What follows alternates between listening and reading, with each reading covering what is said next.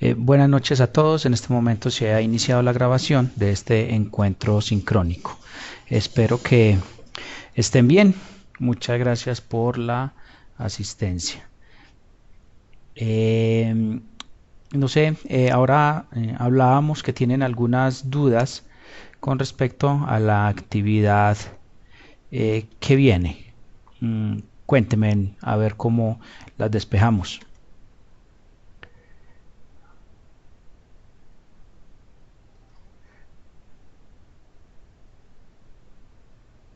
Aló. Sí. Profe, bueno, es que es lo siguiente, resulta que pues usted nos dice que hay que hacer una línea base de seguridad, pero pues ahí me despista mucho lo que dice que es sobre los sistemas como el Windows Server, Linux. Entonces nosotros, ¿a de dónde tomamos para iniciar la línea? O sea, ¿hay que buscar vulnerabilidades de los sistemas o cómo la iniciamos para desarrollarla? Pues al menos la verdad yo tengo esa duda, no sé por dónde iniciarla. Ok. Mm, yo creo que esa duda te la despejo apenas terminemos este encuentro. Seguramente vas a despejar todas las posibles dudas. Ah, bueno, señor. Listo, pues sí, no habría problema. Listo. Perfecto. Bueno, con respecto a la actividad 2, cuéntenme cómo les terminó de ir con esa actividad. Si tuvieron alguna dificultad pues ajena a la herramienta o en la definición, en los hallazgos, en las conclusiones, o si en términos generales les fue bien, creen que pues, se aprendió y se contextualizó un poco el tema de vulnerabilidades.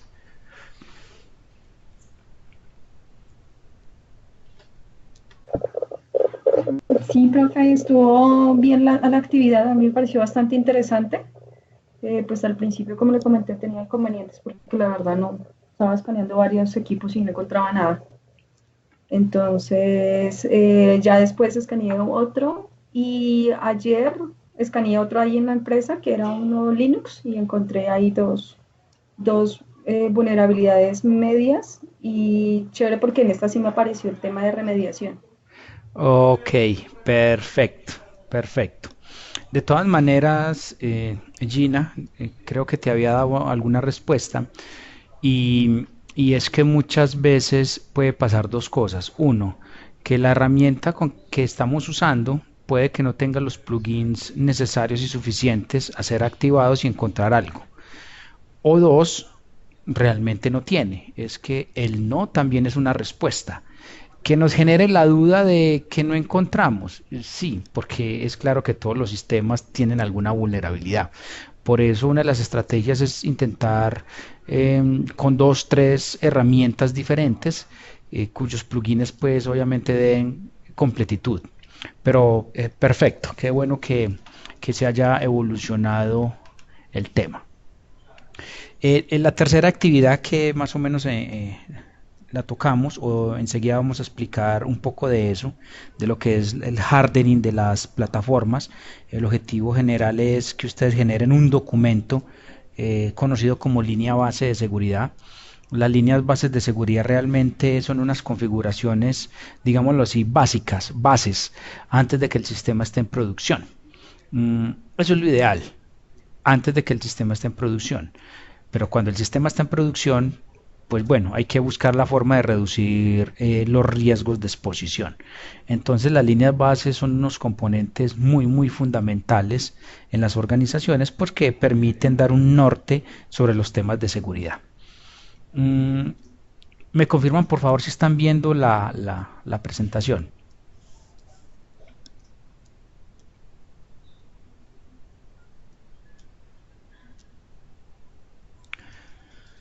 Ok, perfecto. Bueno,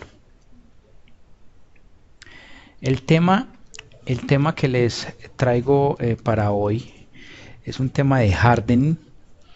Eh, pues yo espero que me alcance el tiempo, si no, pues miramos si la próxima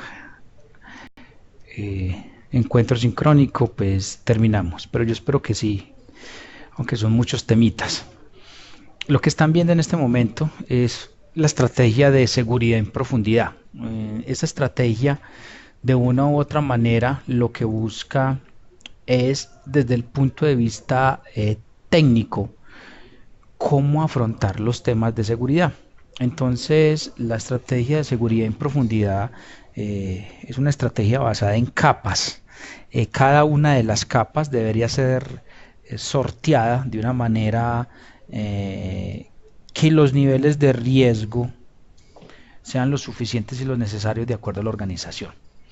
Entonces, la primer capa son los temas de políticas y procedimientos. Esta capa pues realmente es más estratégica, más administrativa, no nos vamos a concentrar ahí. Luego sigue la capa de seguridad física y es cómo aseguro mis activos de información desde el punto de vista físico, cómo aseguro los PCs, los servidores, si tengo un data center, un centro de cómputo, qué hago con el access point y todo lo que hay alrededor. Luego viene una estrategia en el perímetro, y ahí hay varios elementos porque ya empezamos a tocar arquitecturas asociadas a la seguridad. Enseguida vamos a mirar parte de todo ese tema perimetral. Luego hay un tema de red interna y es cómo aseguro yo mi red de computadores, cómo aseguro yo esa red interna que me ayude a reducir los riesgos. Luego de que yo tengo una plantilla base para esa red interna, entro a los sistemas de procesamiento. Entonces debo entregar lineamientos para los PCs, para los servers, para los móviles. Y cuando ya abarco esa etapa, entro a la aplicación. Entonces la aplicación, estamos hablando de todo lo que son los middlewares, bases de datos, aplicaciones, dockers, contenedores, todo lo que sea aplicación. ¿Y cómo la aseguro? ¿Cuáles son los lineamientos de seguridad que están asociados a ese tema? Y llego al dato. ¿Cuál es la seguridad que tengo en el dato? Ahora, alrededor de esta estrategia hay varios frentes. Vimos el primero, que eran las políticas de seguridad, que eso es pues tema fundamental. Pero también hay un tema de planes de cultura. ¿Cómo le decimos a los usuarios que la seguridad es un tema importante en la organización?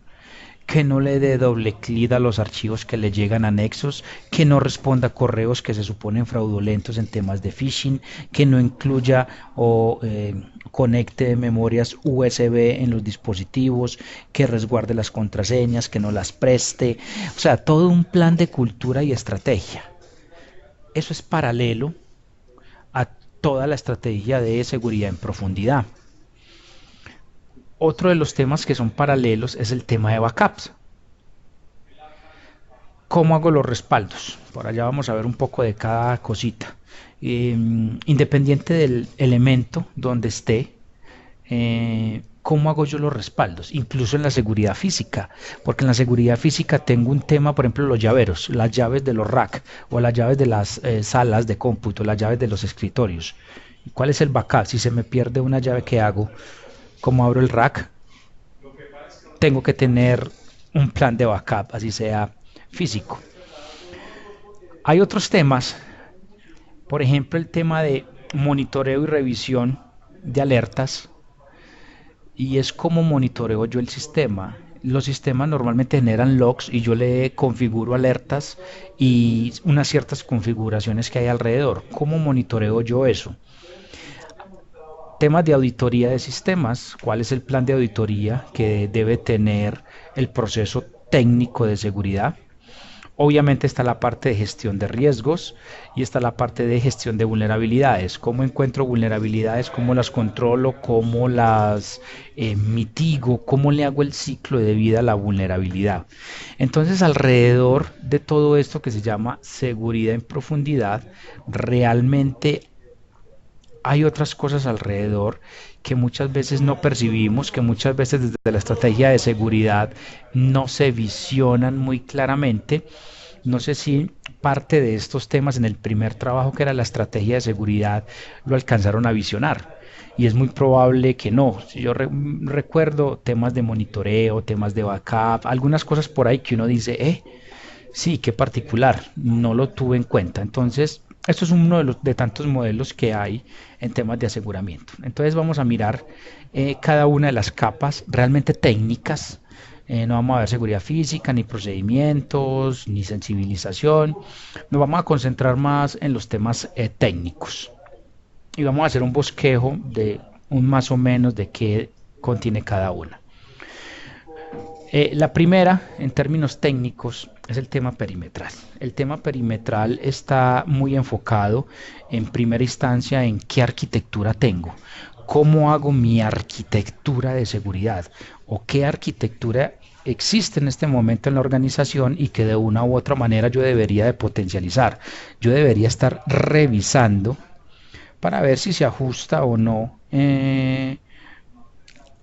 a lo que yo necesito. Y a lo que yo necesito es a lo que realmente el área de seguridad necesita, el área de riesgos y la compañía como tal. Dentro de toda esa arquitectura, pues hay muchos componentes. Ahora enseguida vamos a ver y hablar de cada uno, pero en términos generales yo tengo internet, tengo una cosa que se llama la zona desmilitarizada o DMZ, que está por aquí. Y dentro de esa DMZ yo tengo una serie de servicios que normalmente están expuestos hacia una red externa, no necesariamente internet, sino a una red externa. Pero tengo una serie de elementos de seguridad como los firewall, los WAF, ahora vemos esto, sistemas de detección y prevención de intrusos. Y tengo mi red interna, esta es mi red interna, que la tengo separada por un firewall, y esa red interna me va a permitir entonces tener mis usuarios. Y hay una estrategia de seguridad también ahí alrededor de todo eso.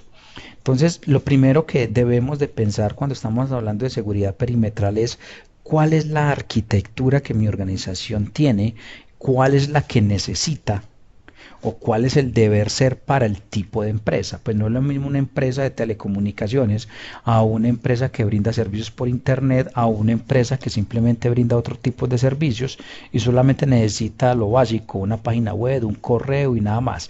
Entonces cada organización obviamente tiene unas necesidades puntuales, diferentes, y sobre eso pues se teje una estrategia como tal. Ahora, una vez tenemos definida o conocemos la arquitectura, que ese es otro problema, puede que la arquitectura ya esté definida, pero desde el punto de vista de seguridad, pues no la conocemos. Y bueno, eso sí nos genera otro problema, pues no conocemos realmente la arquitectura, entonces ¿cómo vamos a gestionar los riesgos? ¿Cómo vamos a conocer qué hay alrededor? Ahora, en el perímetro hay muchos componentes de seguridad. Algunas organizaciones ponen unos, ponen otros. Los que hacen buena inversión seguramente tendrán más elementos. Los que no o no tienen cómo, pues habrá otras estrategias de seguridad. Aquí lo importante es que ustedes piensen, conozcan y reconozcan cuáles son las estrategias que podríamos eventualmente utilizar en términos de seguridad perimetral. Recuerden, una vez conocida la arquitectura, y las arquitecturas se diseñan de acuerdo a las necesidades. ¿Qué tráfico necesito? ¿Qué tipo de servicios? Y todo eso. Si tengo servicios en la nube, si cuánto en la nube y cuánto local. Entonces, dependiendo de eso se hacen los diseños. Miremos cada uno de esos 6 cajoncitos. La primera estrategia es los sistemas IDS e IPS. Los sistemas de detección de intrusos. Entonces, hay de 2 tipos, los que monitorean y los que previenen. Los que monitorean, que son los IDS, lo que hacen es simplemente una sonda conectada a la red, y esa sonda captura la información y dependiendo de una serie de reglas van a anunciar, van a definir si hay un posible ataque en la red. Mientras que el IPS, que es un sistema de prevención, el sistema se coloca dentro de la red, o sea, el tráfico cursa por él. Cuando el tráfico cursa por él, entonces dependiendo de las reglas que yo le coloque, él va a detectar un tráfico X y va a tener la capacidad de bloquearlo. Va a ser como, digámoslo así, un firewall, que dependiendo de lo malicioso que sea la conexión, pues él simplemente va a tumbar la conexión. Entonces esa es la diferencia entre un IDS y un IPS. Ahora, hay varios tipos de sistemas de detección. Están los HIDS, que son estos que hay aquí, o los detectores de intrusos de host. Son componentes software que se instalan en las máquinas PCs de usuario final o de servidor y me permiten eso, detectar a nivel de procesamiento si tengo un ataque o no. Tengo los NIDS o Network Detection Intrusion. Son los más, digamos así, más comunes, más tradicionales, porque son aquellos sistemas que se posicionan en la red, en el sistema de networking, y de ahí capturan toda la información y dependiendo de las tramas que capture, él va a tomar alguna acción. Y tenemos los distribuidos. Los distribuidos realmente es una combinación de los dos anteriores. Tengo una serie de nodos que están en la red en ciertos puntos y recolecto la información. Ahora, los sistemas de detección de intrusos funcionan basados más o menos en 4 cosas. Uno, en detección por firmas, como son los antivirus. Entonces, la firma simplemente son una serie de patrones que si se cumplen, pues el sistema hará algo. Entonces, si viene desde esta IP, si viene por este puerto, si viene con este tipo de consideración y si va hacia allí, bloqueo. O sea, es una serie de componentes que revisa antes de tomar una acción. Puede ser por política.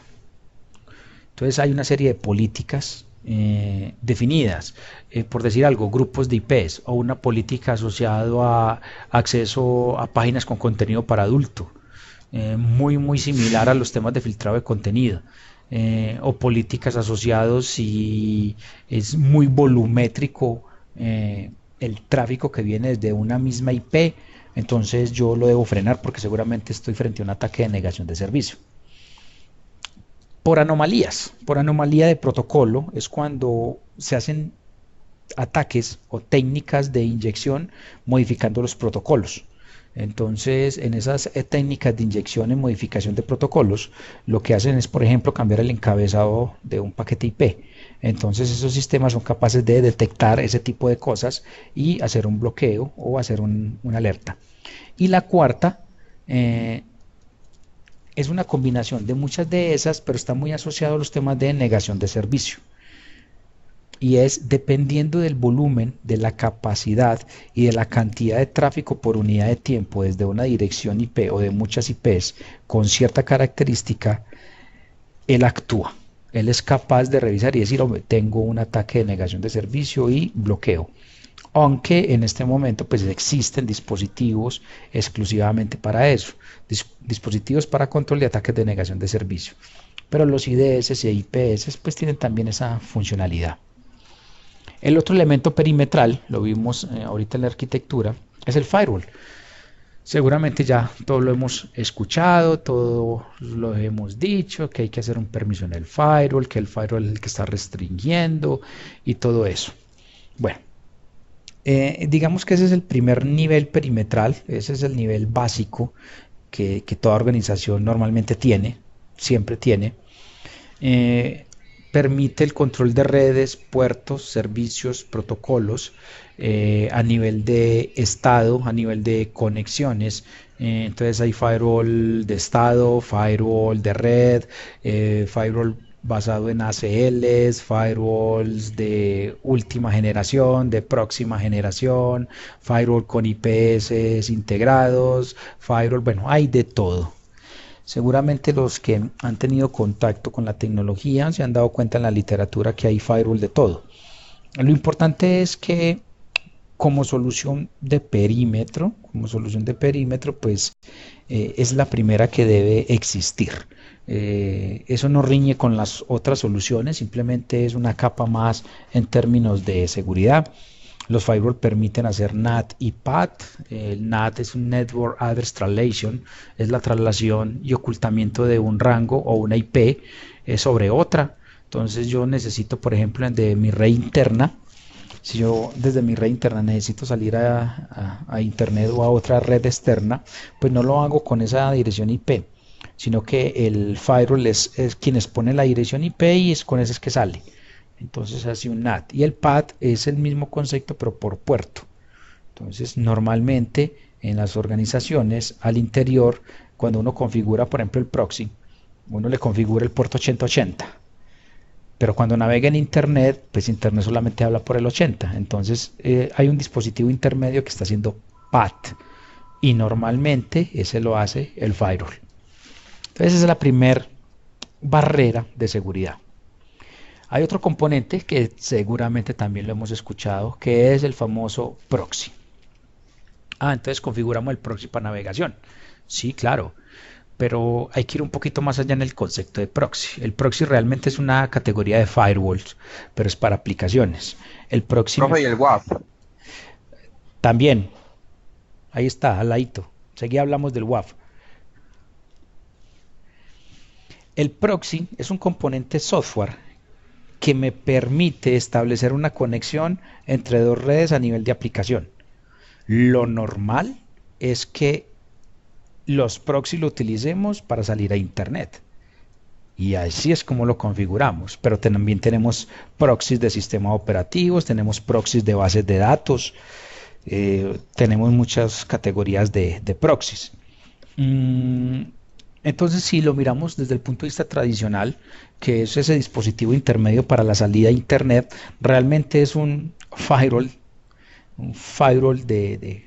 que me permite otra cantidad de cosas. Por ejemplo, en temas de navegación, el tema de filtrado de contenidos y las categorías que hay en el filtrado de contenidos. Entonces, Proxy Cloud.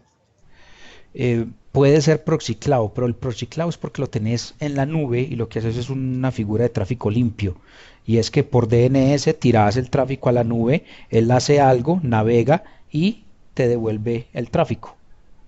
Esas son soluciones a la nube que se llaman tráfico limpio. Pero sí, es exactamente, yo tengo un proxy para navegación, no compro uno, sino que utilizo uno que ya existe o el que me brinda el servicio y ya lo que hago es, en el firewall, creo una regla para que toda navegación por el puerto 80 pues se vaya para ese proxy cloud y él haga lo que tenga que hacer en filtrado de contenido, en lo que tenga que hacer. Y yo me desprendo de eso. Entonces hay muchos tipos de proxies, está el proxy anónimo, está el proxy caché, proxy sin caché, proxy reversos, proxies transparentes, bueno, hay muchos ahí. Los atacantes normalmente utilizan lo que son los proxies anónimos porque permiten enmascarar la dirección IP fuente. Entonces cuando se le va a hacer un seguimiento, es difícil saber quién está generando la petición porque seguramente esa dirección va cambiando en cada transacción. Y si se utilizan 2 o 3 proxies de salto, entonces los atacantes ocultan todo su proceso, todo absolutamente su proceso. Los proxies realmente son bien fundamentales porque me permiten pues una funcionalidad muy interesante en términos de filtrado de contenido y navegación. El otro que tenemos es el WAF, el Web Application Firewall. Es un firewall exclusivamente para aplicaciones web. El proxy es de capa 7. Yo puedo navegar y yo puedo hacer otras cosas, pero el WAF es exclusivamente un componente de seguridad para protección de ataques asociado a la web. Nada más. Entonces, los WAF o Web Application Firewall permiten interceptar todo el tráfico HTTP y de ese tráfico a través de una serie de reglas pues él encuentra obviamente primero los ataques que son frecuentes o comunes como lo es SQL Injection, Cross-Site Scripting y todo eso, pero también utiliza otro tipo de estrategias para reducir los niveles de ataque en HTTP. Entonces eso es otra protección que se tiene a nivel de perímetro y a nivel de arquitectura. El WAF Obviamente difiere del proxy porque el proxy me permite una navegación hacia internet, mientras que el WAF es un componente que yo estoy protegiendo todos mis servidores web. Otra estrategia es el NAC, el Network Access Control. El NAC es una solución a nivel de networking que permite la conexión y tener políticas de acceso a la red. Entonces no todo el mundo que quiera conectarse pues se conecta. Si yo tengo un NAC, le configuro ciertas políticas, por ejemplo, que usted para conectar su equipo tiene que tener un antivirus, tiene que tener los parches, un Windows licenciado, y bueno, ellos tienen varias políticas. Si usted se las activa, el tercero que quiera conectarse y no tenga esas políticas, obviamente no va a poder acceder a la red. Entonces, eso es otra solución. Otra que conocemos muchos son las VPNs. Las Virtual Private Network son conexiones, es un componente de seguridad que se hace encima de una conexión ya existente. Yo ya tengo una conexión, sea una conexión base en una red LAN, una WAN, una MAN en mi casa, no qué sé yo, y sobre esa conexión yo establezco un elemento de seguridad para proteger la red. Las VPNs tienen varios componentes, deben dar garantía de la autenticación o de la red o del usuario que se está haciendo, permite autorización, también permite el tema de la integridad a través de todos los componentes de validación de integridad, en este caso estamos hablando de los códigos hash o resúmenes matemáticos, y también provee confidencialidad de la información. Entonces, hay VPNs de nivel 2, de nivel 3 y de nivel superior. Cuando hablamos de nivel 2 son prácticamente switch, digámoslo así, VLANs o túneles punto a punto. Cuando hablamos de capa 3 y superior estamos hablando de elementos criptográficos, entonces ya hablamos de un SSH, un TLS, IPsec, L2TP y bueno, todo lo que hay ahí alrededor de los sistemas criptográficos. Entonces en el perímetro normalmente nos encontramos este tipo de cosas, sin desconocer que hay otros elementos alrededor, el NAP o un balanceador de carga que tiene otras funciones de seguridad, el anti-DOS, el anti-spam, el antivirus de red. Bueno, aquí el mensaje es que tenemos tantos ataques de seguridad, tantas falencias y tantas vulnerabilidades que tenemos que tomar mano de muchas cosas diferentes para solucionar nuestras problemáticas. O sea, no hay ojalá hubiese un elemento que hiciera de todo, ojalá, pero realmente no lo hay. Cada uno de ellos tiene un pedacito en un lado y un pedacito en el otro. Esto es un bosquejo de lo que es el perímetro. No sé si hay preguntas hasta aquí, compañeros, o dudas.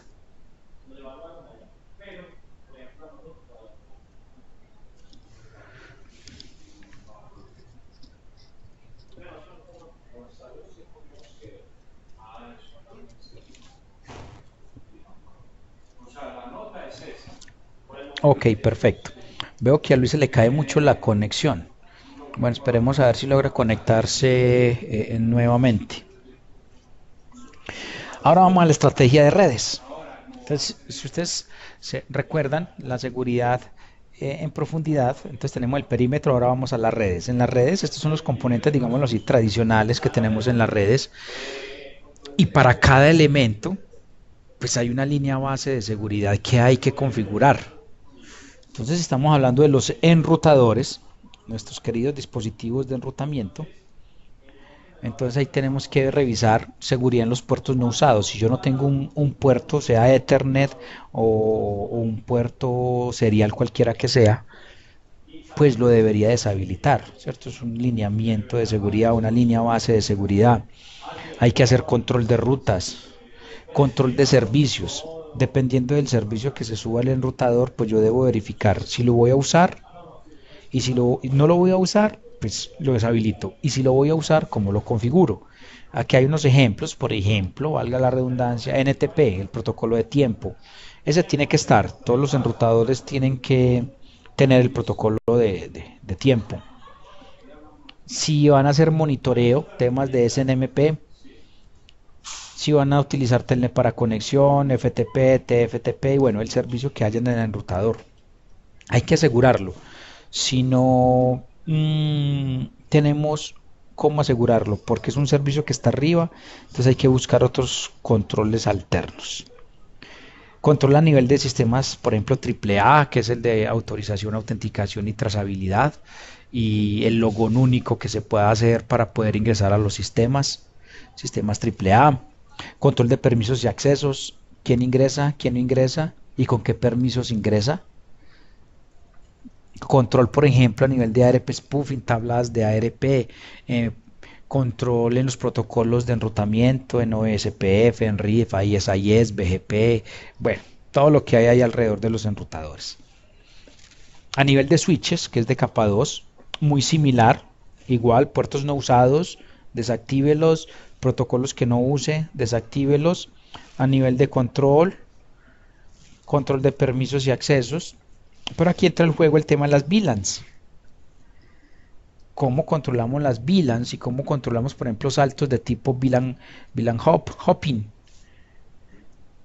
Entonces ahí hay que hacer una línea base que me diga cómo configurar este tipo de dispositivos cuando estén en producción, cuando traiga uno nuevo y todo eso. Y tenemos los access point. Igual los utilizamos, hay que hacerles seguimiento y hay que generarles un documento de línea base. Entonces, si vamos a cifrar las comunicaciones, cuál es el protocolo de cifrado, pues hoy prácticamente todos los protocolos de cifrado para la inalámbrica están hackeados. Entonces igual hay que ponerle uno, cualquiera que sea, digamos que el más robusto. No dejar contraseñas por default, no dejar las configuraciones por default, las direcciones IP por default, los puertos que no estén, desactivarlos. Si vamos a utilizar certificados digitales, cuál es el certificado digital, cada cuánto, y todo eso. Entonces esos son los temas de líneas bases para los sistemas de red. Ahora, ¿quién me genera? Y voy enlazando con una pregunta que me hicieron ahora. ¿Y yo cómo hago una línea base por un enrutador, por ejemplo? Entonces ahí es donde uno dice, yo voy a la fuente, el proveedor. ¿Qué me dice el proveedor con temas de seguridad? ¿Qué me dice un Cisco, un Huawei, un Barracuda, un Juniper, un HP que crean switches, un Tricon? ¿Qué dicen ellos? ¿Cuál es la seguridad? ¿Cuál es la configuración que debe tener? Entonces hay unos documentos que ellos van a tener y van a considerar y ya uno dice, de acuerdo a mi organización, pues yo miro cómo me muevo con el tema. Ahora bajamos al sistema de procesamiento. Entonces PC, servidores, móviles y todo eso. Esto solamente son recomendaciones globales. Entonces en Linux hay que empezar desde la arquitectura. ¿Dónde está colocado o dónde van a estar los servidores Linux? Detrás de un firewall, detrás de un IDS, de un IPS, van a estar en una VLAN separada, cuántas tarjetas de red van a tener, cómo hacer el direccionamiento, ¿cierto? Temas de arquitectura. Desde la instalación del servidor, entonces, ¿cuál es la contraseña de root? ¿Cómo vamos a proteger la contraseña de root? Control de paquetes, ¿cuántos paquetes? Si yo sé que es un servidor Linux que solamente va a montar, qué sé yo, un sistema de almacenamiento, ¿para qué le van a activar Apache? ¿Para qué le van a activar los compiladores? Eso no tiene sentido. Y más si el servidor está expuesto en internet, activarle los compiladores, créame que se la estamos dando fáciles a los atacantes. Control de librerías, cuántas librerías instalo, cuáles instalo, o solamente el kernel nativo. Temas de usuarios y grupos, quién ingresa, quién no ingresa, cuántos usuarios, cuántos grupos. Y la pregunta del millón, ¿y por qué? ¿Y por qué el usuario tiene que entrar, el usuario final? No sé, alguien tiene que responderse esa pregunta. Si vamos a utilizar o a configurar sudo para la protección del root y permisos de superusuario, o si vamos a utilizar y activar ese Linux para el control de acceso y carpetas. Si vamos a utilizar firewalls, cuáles son las reglas de firewalls que vamos a tener de manera local. activar SSH versión 2 para la conexión remota, control de root y accesos remotos. O sea, nadie debería de manera remota conectarse con root. Todos los usuarios se deben conectar con su login propio y una vez en el servidor hacer un sudo para obtener privilegios de root si necesita configurarlo. Temas de servicios. Si no vamos a utilizar el servicio, desactívelo. Telnet, FTP, correo, DNS, SNMP, bueno, cualquiera que sea. Apache, muchos servidores los instalan por defecto y eso queda con Apache, con correo, eso queda con cualquier cantidad de cosas. Cuentas default, arriba en el punto 3. Linux instala muchas cuentas por default, si no las vamos a utilizar, pues bajémosla. Entonces, eso es una línea base y es cuáles son los elementos de seguridad que debería de tener un servidor, en este caso Linux, a la entrada a producción. ¿Cuál es la recomendación? ¿Quién me lo da? Pueden ser muchas fuentes, una de tantas, un mapa de riesgos, o el proveedor, o mi experiencia, ¿cierto? Puede ser muchas cosas ahí alrededor. De la misma manera, tenemos Windows. Lo que pasa es que Windows tiene más cositas. Windows tiene muchas más cosas. Esto es apenas un bosquejo. Igual la arquitectura, dónde va a estar. Y dependiendo del rol del servidor, dependiendo de ese rol, yo tengo que hacer una línea base. Entonces yo en Windows tengo controladores de dominio, pero también tengo servidores de publicación y también tengo servidores de archivo y servidores de bases de datos y servidores de aplicaciones y todos son diferentes y a todos debo configurarles cosas diferentes. Solamente piensen en el antivirus. Si yo tengo un antivirus y yo tengo un publicador web, yo tengo que configurarle unas cosas que difieren rotundamente de un sistema Windows que tiene una base de datos, porque el proceso es diferente. Y si tengo un servidor de un sistema de archivos, pues el antivirus tiene que tener otra configuración. Y si tengo un servidor de correo, pues el antivirus es otra configuración, porque me tiene que chequear los adjuntos del correo, no el archivo que ya está en el disco duro. Entonces, dependiendo del rol que tiene el sistema, dependiendo de este rol, yo empiezo a revisar cuentas locales.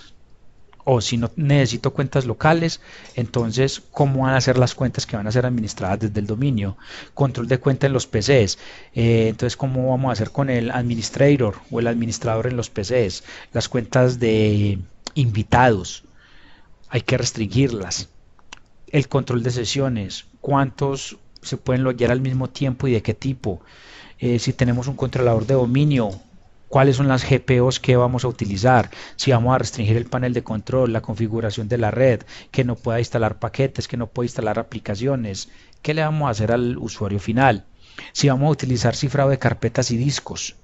Esos son los nativos de Microsoft, EFS y BitLocker, pero yo puedo tener otras soluciones criptográficas, Veracrypt, AEscript o cualquiera de esas, o una solución de PGP.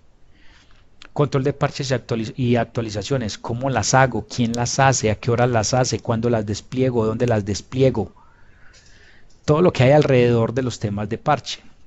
Más recomendaciones en Windows, como es la autenticación. Tengo sistemas viejitos, o sea que le tengo que activar todavía NTLM, que es muy vulnerable, o va a ser nativo en Kerberos. Control de servicios no usados, igual como en Linux. Control de cuentas administradoras, quién es el domain admin, quién es el del esquema, si tengo un controlador de dominio, quién es el administrador de correo, el del DNS, el del DHCP.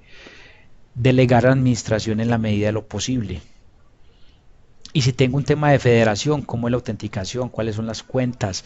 Bueno, detrás de Windows hay un mundo, hay muchas cosas que, claro está, dependiendo de la organización y lo que queramos desde el punto de vista de riesgo y de protección, cómo nos deberíamos de mover. Ahí falta, por ejemplo, el control de carpetas, recursos compartidos, el famoso de pesos, qué hacer con el de pesos y todo eso.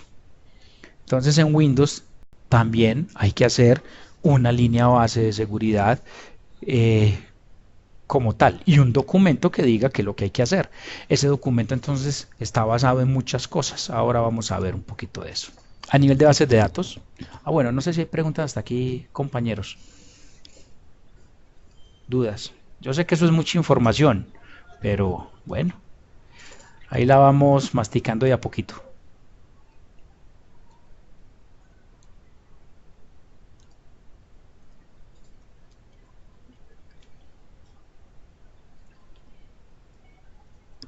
Ok,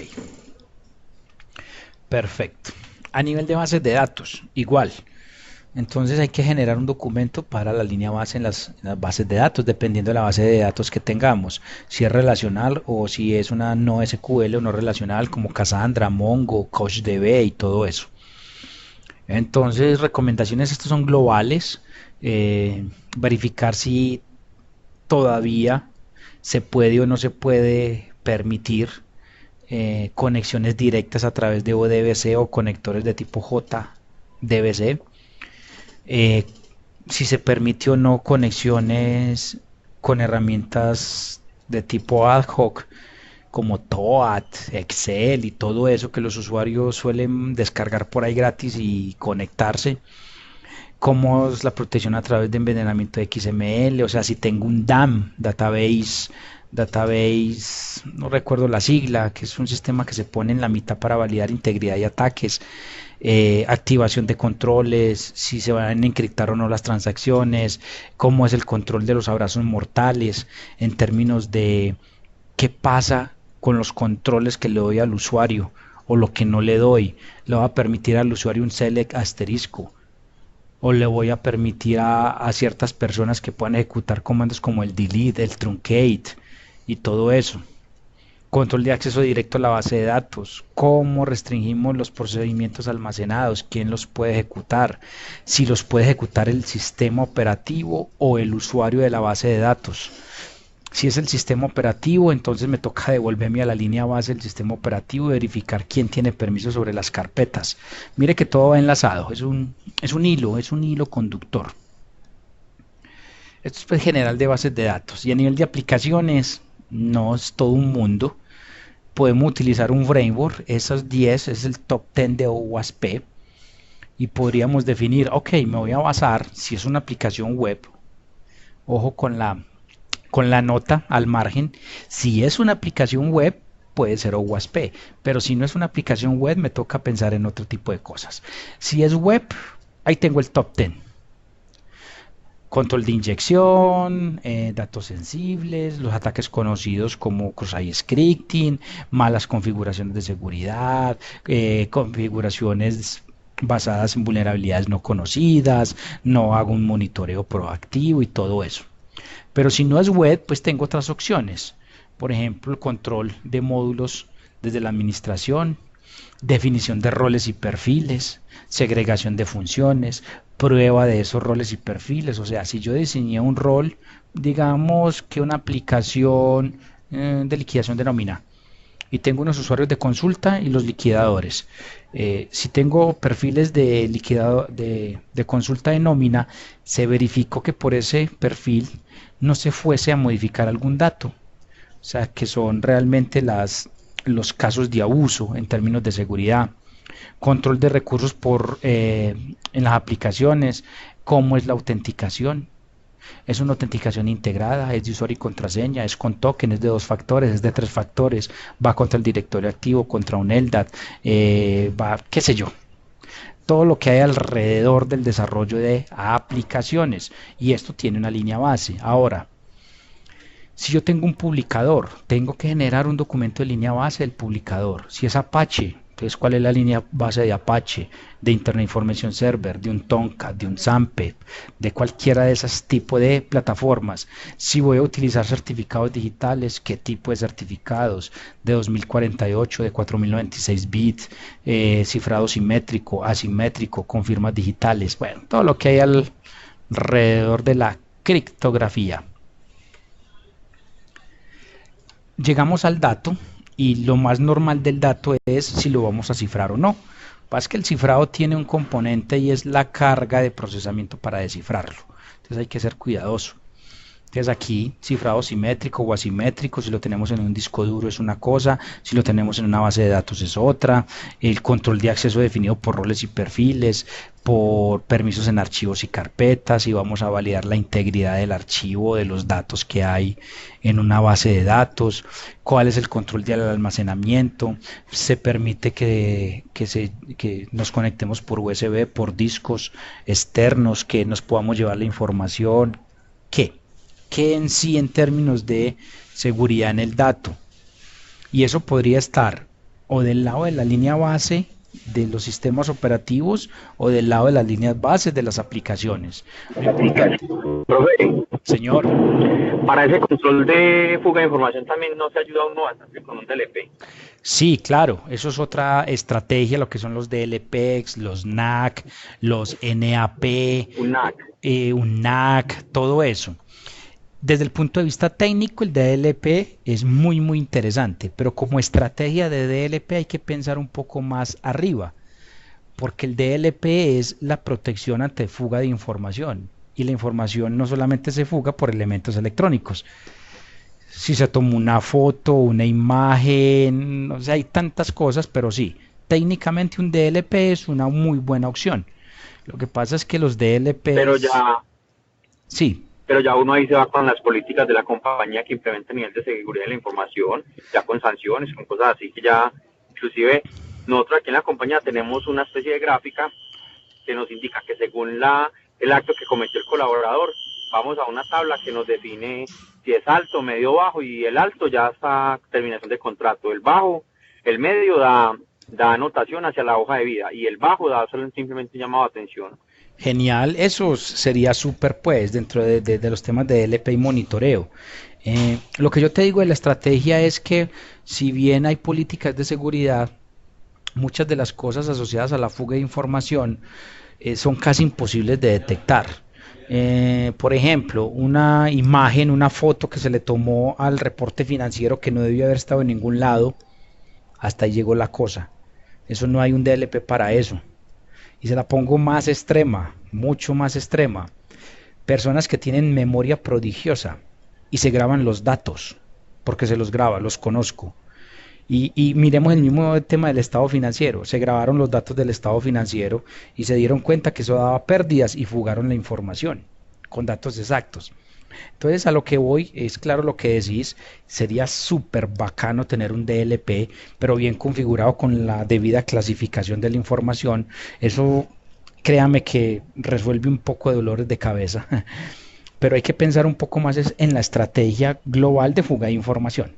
Pero sí, el DLP es uno de los tantos que hay ahí que nos protege el dato ante ese tipo de cosas. Muchas gracias ahí por el apunte. Dentro de los procesos globales tenemos la auditoría, que puede ser técnica o administrativa. Desde el punto de vista técnico es qué logs vamos a activar en los sistemas, cuáles son los registros de auditoría que vamos a activar, cuántos en Windows, cuántos en Linux, cuántos en el enrutador. Vamos a utilizar sistemas como los syslog, o son logs crudos, o cuál es la estrategia de los logs. Pero aparte de esa estrategia, que más adelante la vamos a ver, es el tema de monitoreo. Usted activa los logs y ¿quién los monitorea?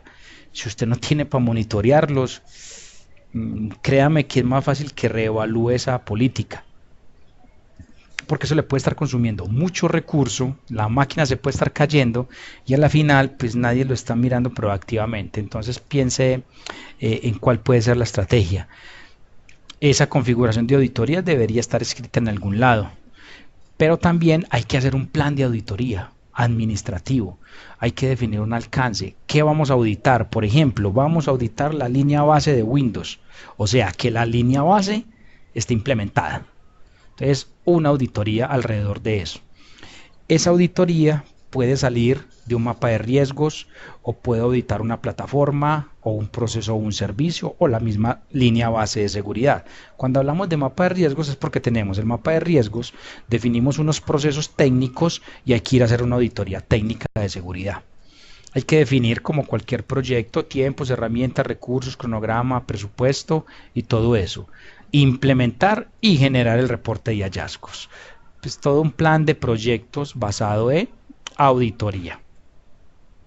El tema de monitoreo y gestión de alertas es complicado porque requiere tiempo, recurso, dinero, pero es genial si yo tengo un modelo de seguridad.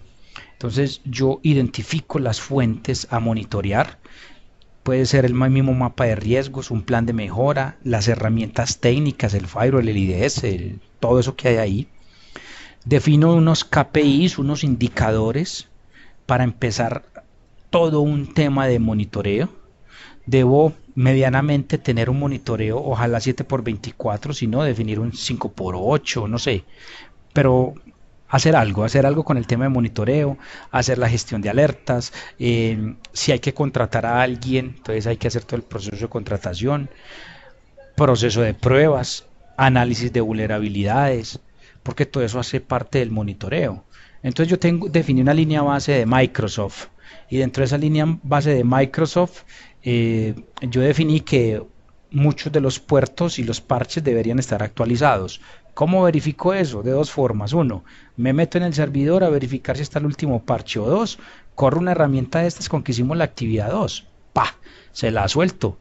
Y listo. Ustedes ven que eso no se demora más de una hora. En menos de media hora eso está listo. Señor. El Alien Ball también es algo similar al Nexus, ¿cierto? Sí, pero no. El Nexus es una herramienta para gestión de vulnerabilidades, es para eso. El Alien Ball es un SIEM. Vamos a ver si aquí me da para escribirlo. Es que no tengo mouse, pero... El Alien Ball es como un radar de IBM, que es un SIEM que me recoge todos los logs de los dispositivos. Es correcto, eso es un SIEM. Bueno, ahí más o menos lo escribí.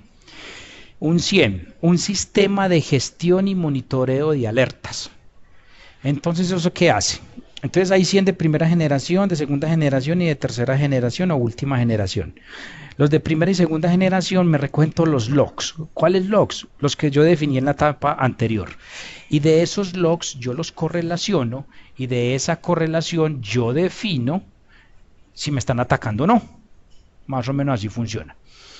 Eso lo hace el OSINT, eso lo hace ARSIGN, lo hace QRadar de IBM, pero lo hace LogRIN, Fortinet también tiene.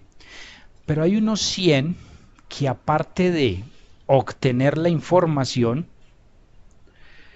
hace otras cositas. Por ejemplo, captura de paquetes, análisis de vulnerabilidades. Entonces, Alien Ball tiene un pedacito de análisis y scan de vulnerabilidades, tiene una partecita y lo que hace es analiza las vulnerabilidades y como él tiene todos los logs correlaciona y dice, esa plataforma tiene estas vulnerabilidades y me está reportando que están intentando llegar en estos logs a ese servidor, entonces ojo que me van a hacer un gol, entonces yo actúo sobre eso. Esos son los 100, son sistemas, viene realmente de dos uniones, el SIEM y el SEN, del Security Information Management y el Security Event Management. Yo recolecto información y la muelo y luego con esa información obtengo los indicadores de seguridad, la correlación y todo eso.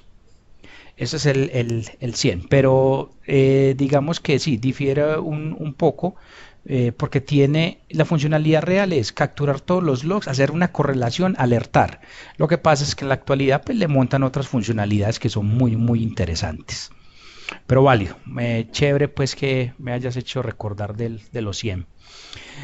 Bueno, después de que tengo el monitoreo, pues obviamente hay temas de informes, alertas, notificaciones, cómo es la respuesta al incidente, si ya lo detecté, qué voy a hacer con él, cómo hacer el control de usuarios, si necesito un plan de contingencia o uno de continuidad, si necesito hacer una redefinición del log, eso es muy normal, porque tengo un evento de seguridad, se supone que me di cuenta, pero cuando fui a buscar no habían logs. Entonces ya yo me devuelvo en la definición y es que no definí los logs, no definí los que eran. Entonces eso me genera una retroalimentación al sistema y bueno, no pude encontrarlo aquí, pero seguramente en otra oportunidad podré conseguirlo. Ese es todo el tema de monitoreo y gestión de alertas de temas de seguridad. Y el tema de backups, no puede faltar el tema de backups. ¿Qué hacemos con los backups? ¿A qué le hacemos un backup? ¿Al PC del usuario, al sistema de almacenamiento, a la base de datos, al servidor, al dispositivo de red, a todo? Pues a todo no podemos, no tenemos la suficiente plata para hacerlo, pero sí hay que definir cómo hacer el respaldo online, offline, incremental, diferencial, full, tipo mirror o tipo sistema de discos, un N+1, un N+2, un N+5, la combinación de todos los sistemas de discos, o tengo un RAID, qué sé yo, o tengo un sistema rack como el de Oracle que me respalda en otro lado. Hay que definirlo. Tiempo de retención, ¿cuánto retengo y en qué? O sea, respaldo en un disco duro, en un disco sólido, en una cinta, en un sistema remoto, en una NAS, en una SAN. ¿Y cuánto lo retengo? ¿Cuánto tiempo duro con ese backup sin reutilizarlo? Procedimiento de recuperación. Entonces hay que definir un procedimiento. Si pasa algo, ¿cómo me recupero? Y obviamente hay que probarlo. Pues porque no me gano nada si yo no lo pruebo. Entonces se cayó la base de datos, vamos a simular que se cayó, son puros planes de recuperación y contingencia. Se cayó la base de datos, simulamos y me recupero. Más o menos así funciona. Y obviamente los procedimientos hay que probarlos y ajustarlos. Entonces el tema de backup pues, también entra ahí en juego. ¿Y debería entrar dentro de la línea base? Sí. ¿Cuál es el proceso de backup y la definición de seguridad para el sistema operativo Linux, para el Windows? ¿A qué se le va a hacer backup? Hay que definir a qué se le va a hacer backup. Entonces, ese realmente es la estrategia de líneas bases de seguridad basado en seguridad en profundidad, y es que yo tengo una serie de elementos tecnológicos que el proveedor me puede dar una luz, el proveedor me puede decir, claro, vea, este es el documento de línea base de seguridad que usted debería, y casi todos los proveedores tienen las recomendaciones de seguridad. Para la actividad 3 pueden tomar, obviamente, esta presentación, este video que espero publicarlo de hoy a mañana cuando lo suba, como guía, pero también las fuentes, los proveedores. Hay unas cosas que se llaman los marketplaces o las mejores prácticas de los proveedores en términos de seguridad y todo eso, y de ahí pueden obtener información para construir las líneas bases de seguridad. No sé si hay preguntas hasta el momento. ¿Dudas? No. Ok.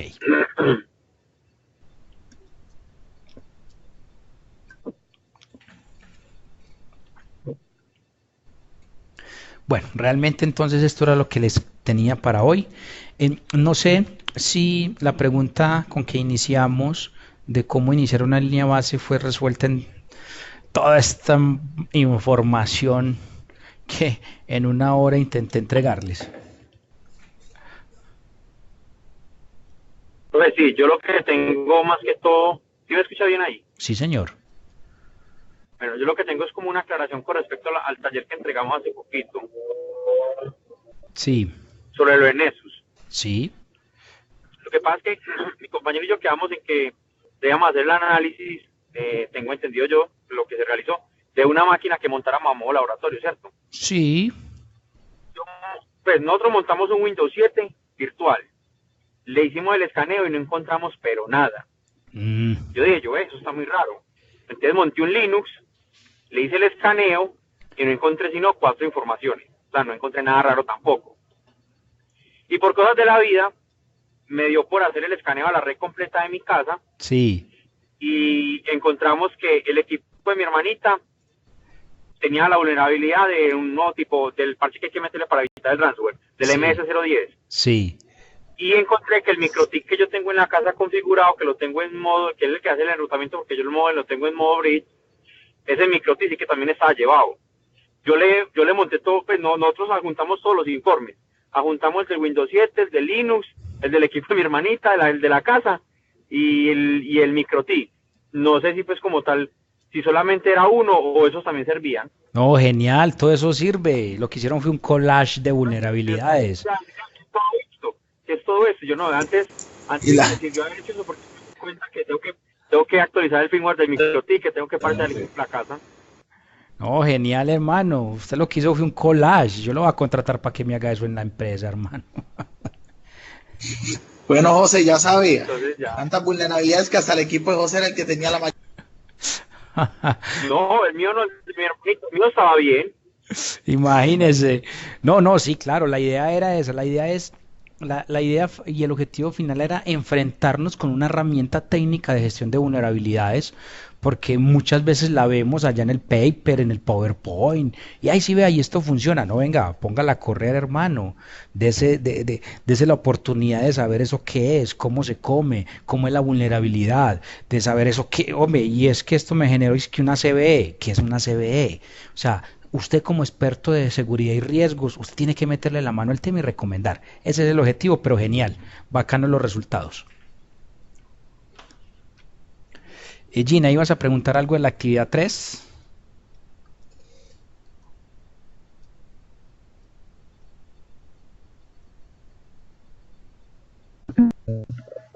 Sí, profe, con respecto a la actividad número 3, es que en el documento dice que hay que proponer unos elementos, según los elementos tecnológicos, hay que proponer mínimo pues una política y así. Está el número 5 que dice configuración técnica, pero después pasa a B, a C. Dentro de eso, de configuración técnica, va todo eso. Sí, es cuál es la configuración técnica que se va a recomendar, por ejemplo, de acuerdo a lo que vimos ahora, que casi todo lo que vimos fue técnico. ¿Cuál es la recomendación técnica, por ejemplo, en Microsoft? Pero vamos, toca escoger todos, desde A hasta N. Desde A hasta N. Sí, de acuerdo a la instrucción. Okay. De hecho, esa es como la visión global para que se tenga también una base de en qué pensar cuando estamos haciendo una línea base. Esa es la idea, es mirar de acuerdo a esa base que les entrego, técnicamente qué debería haber. Y ustedes como gestores de seguridad, ¿cuál es la recomendación que le van a entregar profesionalmente a la empresa? Vea, este es el documento de línea base que se tiene que instalar en estos servidores antes de paso a producción. Chan, se fue. Esa es como la sugerencia. Obviamente las líneas bases hay que probarlas antes de liberarlas a las áreas respectivas. Y una vez probado, pues ahí sí obviamente se hace una liberación del documento.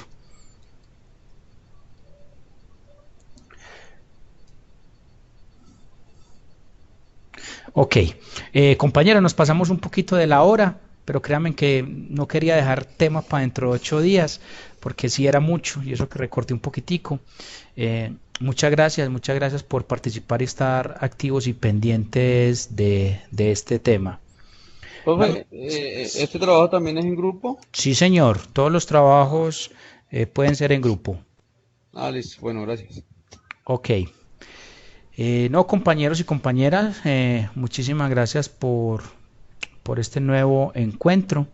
Lo damos por terminado. Les deseo una muy feliz noche y que Dios los bendiga.